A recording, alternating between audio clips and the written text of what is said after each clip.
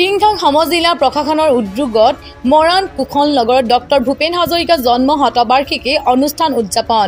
টিংখাং সমজিলা প্ৰশাসনৰ উদ্যোগত মৰাণ কুশল নগৰস্থিত ডক্টৰ ভূপেন হাজৰিকা স্মৃতি মঞ্চ সাংস্কৃতিক ভৱনত মহান সংগীতজ্ঞ ডক্টৰ ভূপেন হাজৰিকা জন্ম শতবাৰ্ষিকী উপলক্ষে এক বিশেষ অনুষ্ঠান অনুষ্ঠিত কৰা হয়। সমজিলা আয়ুক্ত পৰীক্ষিত ফুকনৰ উপস্থিতিত ডক্টৰ হাজৰিকা প্ৰতিছবিৰ সন্মুখত ধূপ দীপ জ্বলাই শ্ৰদ্ধাঞ্জলি অৰ্পণ কৰাৰ মাধ্যমেৰে অনুষ্ঠানৰ শুভাৰম্ভ কৰা হয়। অনুষ্ঠানত প্ৰথমতে মৰাণৰ সুৰপ্ৰিয়াক্ষী দলয়ে সমবেত সংগীত প্ৰদৰ্শন কৰে। তাৰ পিছত মৰাণ মহাবিদ্যালয়ৰ অসমীয়া বিভাগৰ সহকাৰী অধ্যাপিকা ডক্টৰ নন্দিতা গগৈ ৰাজমোহনে নিৰ্দিষ্ট বক্তা হিচাপে বক্তব্য প্ৰদান কৰে। পৰৱৰ্তী সময়ত বিভিন্ন লোক আৰু শিক্ষাৰ্থীয়ে সংগীত আৰু নৃত্য প্ৰদৰ্শন কৰে। অনুষ্ঠানত স্থানীয় গণমান্য ব্যক্তিও উপস্থিত থাকে।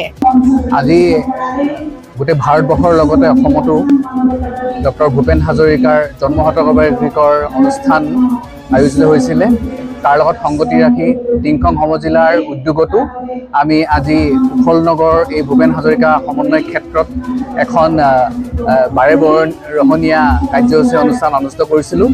তাত আমাৰ মৰাণ কলেজৰ সহকাৰী অধ্যাপিকা শ্ৰীমতী নন্দিতা গগৈ ৰাজমহল ডাঙৰীয়াই বিশেষভাৱে ভূপেন হাজৰিকাৰ জীৱনীৰ ওপৰত ভালেখিনি বক্তব্য ৰাখিছিলে আৰু আমাৰ বিভিন্ন কাৰ্যসূচী আজি আছে আৰু আমি আশা ৰাখিছোঁ ভূপেন হাজৰিকাৰ স্মৃতি সকলো অসমীয়াৰ হৃদয়ত থাকিব আৰু আগন্তুক যিহেতু বছৰজোৰা কাৰ্যসূচী আছে আমি আগন্তুক দিনত বিভিন্ন আৰু কাৰ্যসূচী হাতত ল'ম বুলি আশা ৰাখিছোঁ।